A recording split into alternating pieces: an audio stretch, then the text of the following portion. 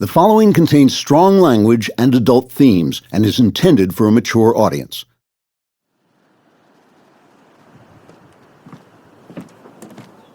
Are you bringing me a glass of wine? Don't I bring you a glass of wine every evening? You do. You're a wonderful human being. It's so true. You look sad. I was thinking about my sister. Yes, it's a sad world sometimes. So why do we give up so much to try to save it? You're a hero, doofus. That's your job. Well, the pay is crap, but at least the benefits are non-existent. I beg your pardon? Okay, not all the benefits. Come on. We'll do one more round before sunset. You lost the joust and were falling toward your death when you made it back to LA and went into the prison. Right. And then yet another killer waylaid me and took me to see the man himself, Serge Orosgo.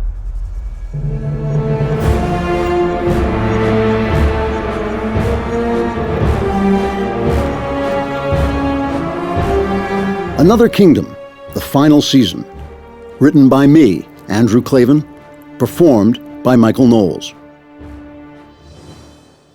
Episode 9, The Mystery Solved.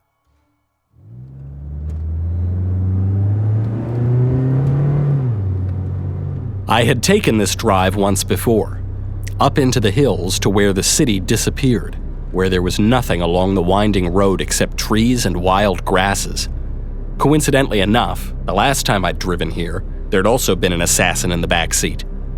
Sarah, his name was. Kitten Face, I called him. A few days after we met, I'd smacked Kitten Face in his kitten face with a piece of rebar and sent him falling off a girder to his death. With that thought in mind, I glanced up at the guy in the Mercedes rear view. One day it'd be nice to come here without a gun pointed at the back of my head, I told him. Sarah had been chatty. I'd gotten some info out of him. This fellow, not so much. The black-clad priest of death just smirked and looked out the window at the scenery. We passed through a gate onto the home stretch. The long driveway was lined, as it had been before, with armed guards, stony-faced ex-military men, each one holding a rifle on his hip. Orosco's mansion came into view above us, a flowing modern ranch house that seemed to grow organically out of the hillside. There were a lot of cars parked up here. Nice cars, fancy cars, Mercedes, Beamers, even a Bentley, all bunched together in the cul-de-sac at the end of the drive. I pulled to the side of the road just where the cul-de-sac began. I killed the engine. One of the stony riflemen held the door open for me, like a typical LA valet, but with more firepower. I got out of the car and the priest got out behind me. The priest and the gunman exchanged looks, but no words. I could tell by their expressions, though. Something big was happening here. Something serious. I walked up the flagstone path to the house. The priest strolled behind me, his hands in his black slacks, his eyes hidden behind his black glasses, his gun hidden under his black jacket. A butler opened the front door. I recognized him. It was the same killer I'd met at Orosco's other mansion up north, in Hope Ranch 6 months ago. We nodded at each other. Then I stepped past him into the house. I went through the foyer, into the expansive rustic living room. The gathering here reminded me of the scene at the cliffs back in Aona, the emperor's funeral. Everyone was wearing black here, too. They were mostly men, but a few women mixed in. Some of them I knew by sight. Jonathan Broughton. He ran a movie studio here in LA, Apex Pictures. Gerald Hannity. He ran the big cable news station. The motherly little blonde, Susan Roth. She was the CEO of a giant tech company with search engines and all that. Broughton and Hannity had been at the party at Solomon Vines. I mean, they'd been at the party within the party. The one in the back by the guest house. The one with children. I had recognized them then, but it was only now I remembered why I knew them, and why I knew Susan Roth as well. I'd looked them up online after I'd seen their names on the wall of Orosco's forest retreat in Oregon. They were part of his 730 Club, movers and shakers he'd put in place over the decades after removing their predecessors through murder and scandal and extortion. They were the ones who would be shaping the narrative, the news stories and the feature articles and the books and the movies. about Jane and Alexis. How Alexis abused Jane, how Jane killed her and then hanged herself in her cell. And here they all were, gathered together in the big room with its towering stone fireplace ablaze, with its columned wall open on the misty spring morning, and a majestic view over the patio onto the sprawling city far below.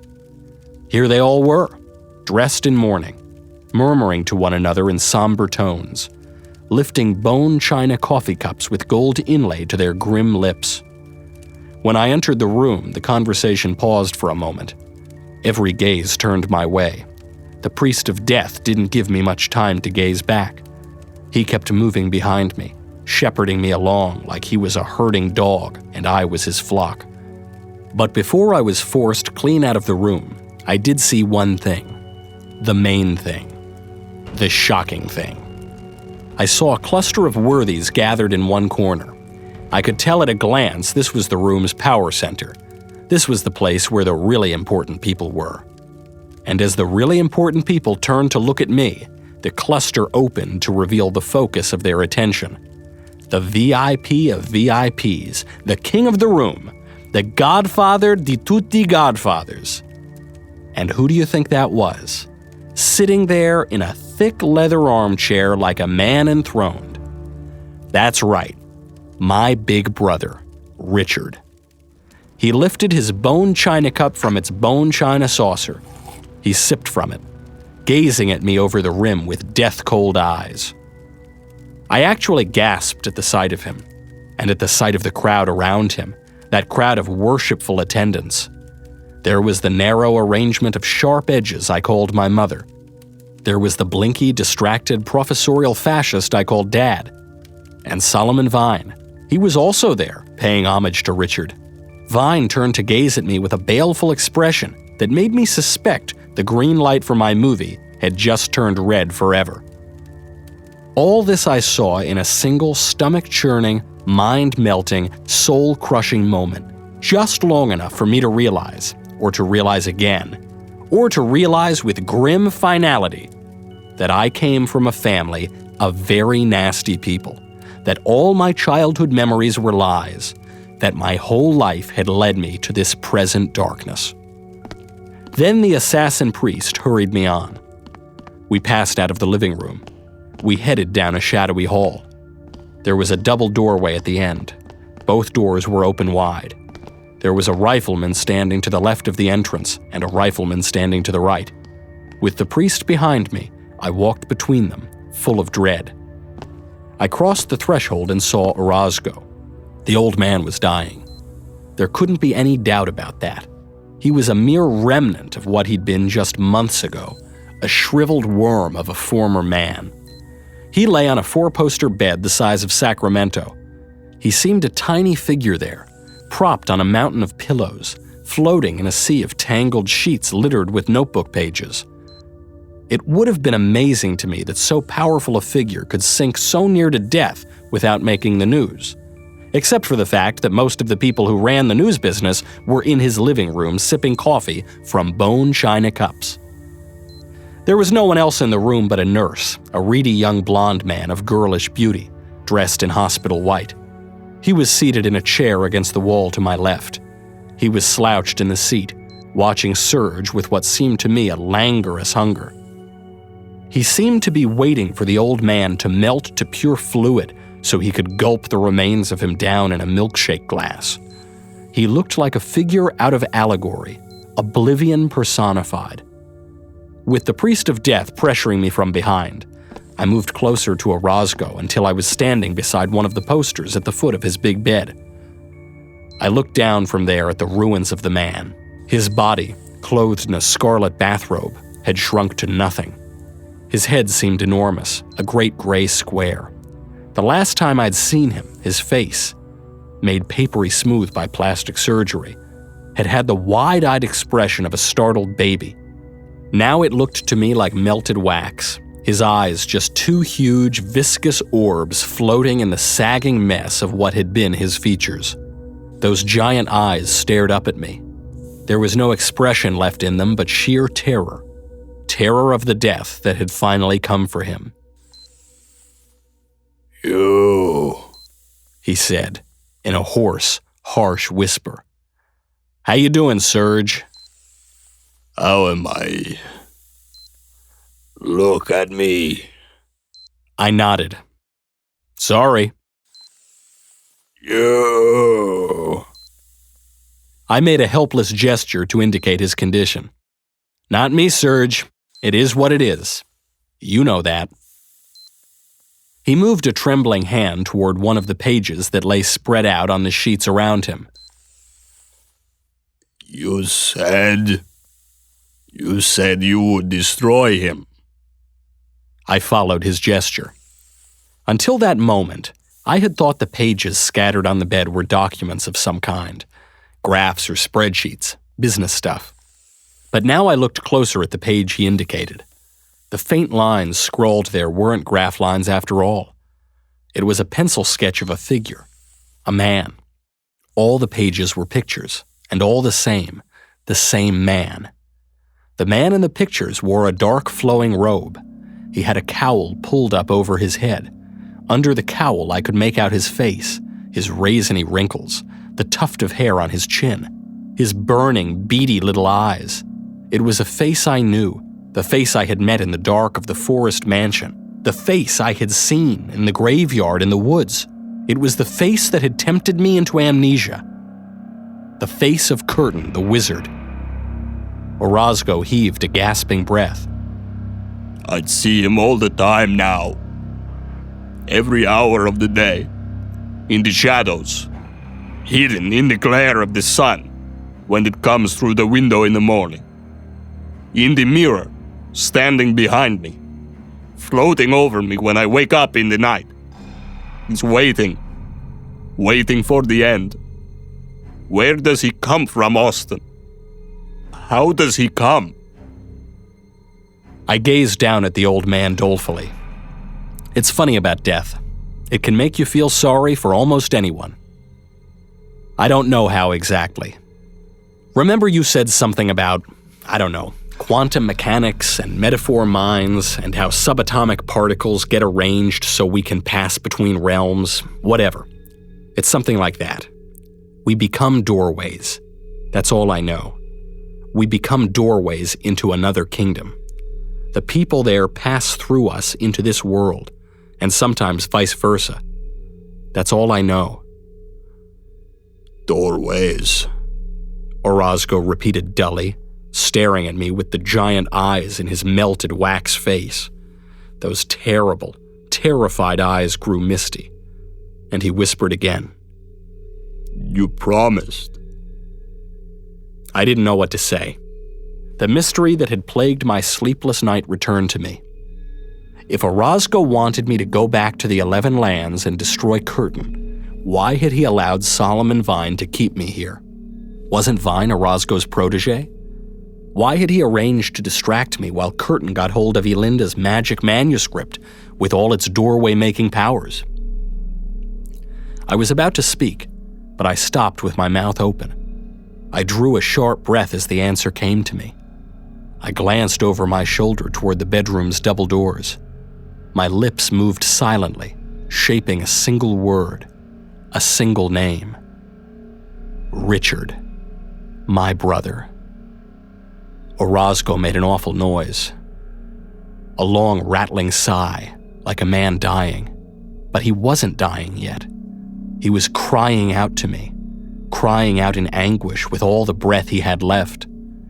"Don't let him, Austin. Don't let him take me." I turned back to face him. I looked into those puddling eyes, those fallen features. How could I explain to him that there was nothing left for me to do? The Emperor was dead. My quest had failed. And even if I returned through the doorway into Aona, I would plunge into the ocean and die myself. Curtin had already won. With his desperate cry, Orosco had knocked one of his sketches off the bed covers. It had floated to the floor, face down, near my feet. I stooped to pick it up. As I lifted it, I saw that this sketch, this one alone, was different from the others. Not a picture of Curtin. It was a still life, a flower, a rose maybe, something like a rose. There was a scroll underneath it. Letters? Numbers? I wasn't sure. I put it back on the bed. He clutched at it, crumpling it in his withered hands. I'm sorry, Serge. There's nothing I can do for you anymore. His answer was a stuttered gasp of horror and despair. His shoulders shook. He was crying, I think, but his substance was so drained and dry, there were no tears left for him to shed.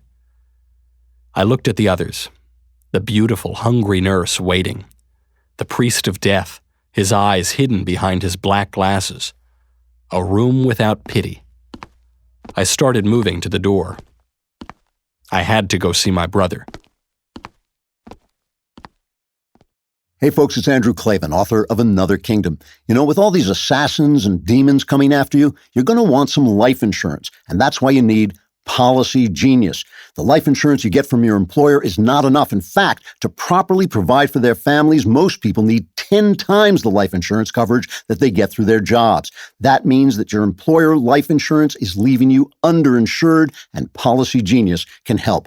Policy Genius is the easy way to shop for a life insurance plan that's not tied to your job. In minutes, you can compare quotes from top insurers to find your best price. Once you apply, the Policy Genius team will handle all the paperwork and red tape. Policy Genius doesn't just make it easy to get life insurance, they can also help you find the right home and auto insurance and disability insurance too. So when you're looking at your workplace benefits this month, make sure to double-check your life insurance options, then go to PolicyGenius.com to get quotes and apply in minutes. Policy Genius, the easy way to compare and buy life insurance. Now, back to Another Kingdom. I walked quickly back into the living room. To my surprise, it was empty now. Nothing moving here but the fire in the great stone fireplace. No sound but the crackling blaze. It was like some sort of magic trick. In the little space of time I'd been gone, all the black-clad VIPs had vanished. No, wait. There they were. They were out on the patio. All except 3. Richard and my mom and dad were still here. Still in the room, still in their power corner. My brother was still enthroned on his leather chair, his blue eyes bright beneath his swept-back golden hair, his lips tight behind his golden beard. My parents still stood around him, my mother ramrod straight, her angular body clothed in a taut black dress, her patrician face haughty beneath her brittle curls, my willowy father fidgeting and muttering beside her. My family.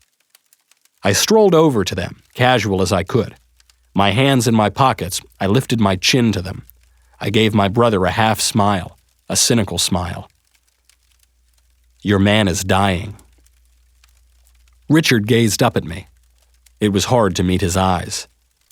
There had been some feeling between us once, not that long ago. Used to be I could catch a glimpse of some tremulous candle flame of remorse in him, some tremulous flicker of humanity. But no more, because Orosco was dying, and now all that power was about to fall into his successor's hands, into Richard's hands. My brother's eyes were a viper's eyes now, dead and deadly. Everyone dies, he told me. My father, like some muddled Greek chorus, murmured to himself, That's true. You can't deny that. That's perfectly true. Yeah, everyone dies. But not everyone dies like this. Richard snorted. Like what? Death is death. Is it? Because I don't think it's death he's afraid of. Not just death, anyway. Serge has lost his nerve. He has some fantasy of damnation. Who knows what goes through a man's mind at the end? The point is just, he's lost his nerve for the job at hand. The job of making the world a better place. That's right. The Orosco age. He made a gesture. Or the Richard Lively age now, huh? It doesn't matter what you call it. Doesn't it? No, I guess it doesn't. As long as you're the one in charge of things, right? He didn't answer. You or the man in the cowl? For a moment, Richard averted his eyes. His lips tightened. "So you've seen him too, huh? The man in Serge's drawings. The little wizardy man with the wrinkled face." "I've seen his drawings. Those drawings would give anyone nightmares." "Yeah, nightmares. That must be what they are." He gazed up at me coldly again. "Like I said, Serge has lost his nerve. That's all. Once a man loses his nerve, he's useless." "What Richard is saying is, we can't let Serge scuttle his life's work just because of some deathbed conversion or other." This was my mother, speaking with a tone of great authority, and yet speaking neither to me nor Richard nor anyone else unless it was some unseen phantom in the shadowy air between us. She was lecturing the empty space around her. "It's true. He would have thrown it all away to save himself." "And from what?" said my mother, as if there could be no reasonable answer. "Save himself from what?" My father was pretending to study the arm of the armchair, squinting down at it, picking at the brass buttons. "Exactly. Save himself from what?" I wasn't sure what they were talking about. What had Orosco been planning to do? Was he going to confess his sins to the world? Spread the word that he'd murdered and blackmailed and finagled people out of their jobs until every news source, every source of entertainment, every university and high school in the country was brainwashing people to accept their own enslavement at his hands? And here's another thing I didn't know. What had Richard done to stop that confession? Serge was old, really old. He was going to melt into the bedsheets eventually. But had Richard decided to help him along to keep him quiet? Was that why everyone was dressed in black? Because they already knew how the day would end? I didn't suppose I'd ever learn the answer to that. But there was something I did want to understand. Was it you who told Solomon Vine to buy my screenplay? You, not Orosco? Richard answered with a smug little smile. "I told you, Austin, didn't I? Didn't I tell you you could choose a good life or a bad life? A happy, successful life with achievements and rewards, or you could choose a hunted life, a bad life, a despised life, a short life. I just made good things available to you so you would choose wisely. That's all." I laughed mirthlessly. "A short life, huh? Are you threatening me now, big brother? The good life or the short life? Is that the choice you're giving me?" "No one is threatening anyone." "Who's threatening?" But Richard, he answered nary a word. He just looked at me, and I looked back, and we exchanged those silent looks, the two of us, for a long, long time. I was thinking about how my big brother taught me to swing a baseball bat when I was little, how he stood behind me, holding my shoulders, adjusting my stance. He taught me how to choke up and shorten my swing after the second strike. I was always a good singles hitter because of him. I indicated the crowd of black-clad power players out on the patio. "So that's it, huh? The work goes on. All these poobahs are in your pocket now. Now they'll spread your news and tell your stories and push your philosophy and elect your followers to run your world. Is that how it works?" After another long moment, Richard finally answered me. "Don't trouble your mind, little brother. Make your movie. Serge is not long for this world. Whatever deal you made with him, it's done. Make your movie, Austin. Make your money. Enjoy your women. Enjoy your fame. Forget about all this. It's just the world. The world belongs to those who want it most. Do you think anyone cares who runs it? Who makes the decisions for them? As long as we give them their daily bread, our will be done. Make your movie with Solomon, Austin. Why are you fighting us? To win what? Are you so fond of the burden of battle? Set it down, bro. Make your movie. Well, that's the whole point. What can you win but the burden? That is. That's the whole point. I looked at my brother, then my mother, then my father, then my brother again. It was odd. Standing there with them, I thought I could smell the house I grew up in. I suppose I could have gone all moralistic on them then. I could have brought up Solomon Vine's party, the cable news guy and the studio guy out by the guest house, those children with their empty stares of despair and betrayal, those helpless slaves of men's desire. But no, Richard was right. Make your movie. That's what all the most beautiful people did. All those beautiful people at Solomon Vine's party. They were making their movies while the little shindig at the guest house went on in plain sight. And while Richard took over everything. Well, screw it. What could one man do against all this power? A schmo like me. A nobody like me. If Big Brother wanted the world so badly, he could have it. Okay, I'll make my movie. Good man. On one condition. He lifted one corner of his mouth. What can I do for you, bro? Jane. Richard's brows lowered. He was puzzled. Jane? Jane Janeway, the girl who was arrested for killing Alexis Merriweather. Oh, right. What about her? I love her. She didn't do it. Let her go. My brother made a noise of dismissal. Pfft. He wrinkled his nose and screwed up his lips. Come on, Oz. I can't do that. Sure you can. Look at you. You're the head honcho, the capo di cappuccino, the tutti di tutti fruttis. Just say the friggin' word. He lifted his shoulder again.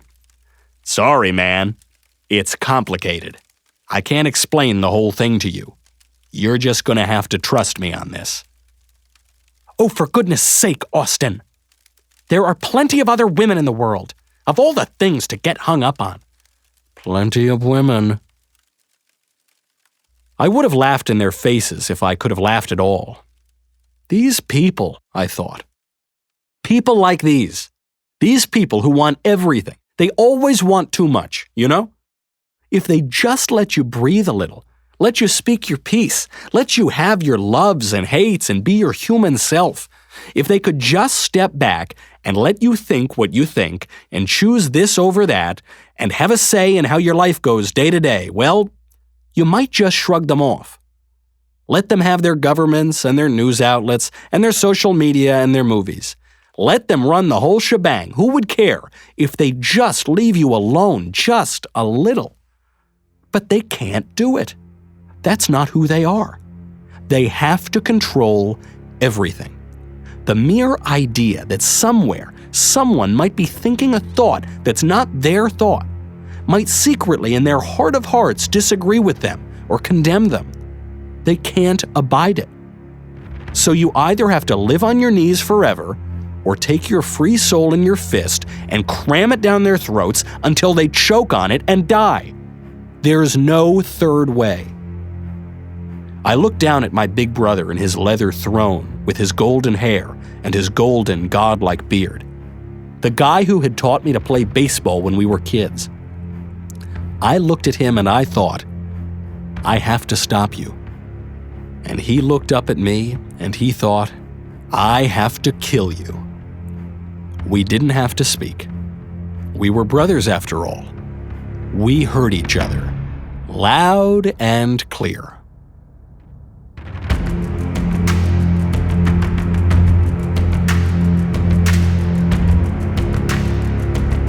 Another Kingdom, the final season. Written by me, Andrew Klavan. Performed by Michael Knowles. Voice work for the Secretary, Caitlin Maynard. Episode 9, The Mystery Solved, was directed by Jonathan Hay.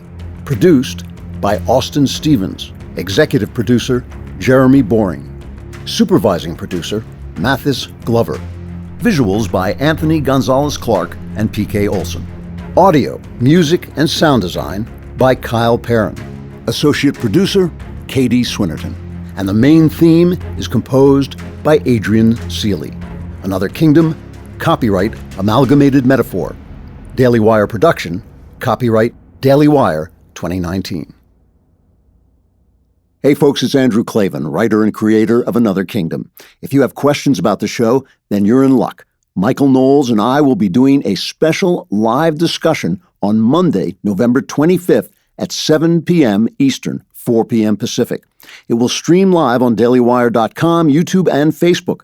We'll talk about the process of making the show, our favorite moments so far, and most importantly, we'll be taking questions live from our dedicated fans. But you have to be a Daily Wire subscriber to ask those questions. So go right now and subscribe at dailywire.com so you don't miss out. Plus, subscribers get access to episodes 3 days early, as well as tons of other great content. So what are you waiting for? Go subscribe and be sure to tune in Monday, November 25th at 7 p.m. Eastern, 4 p.m. Pacific for our live discussion.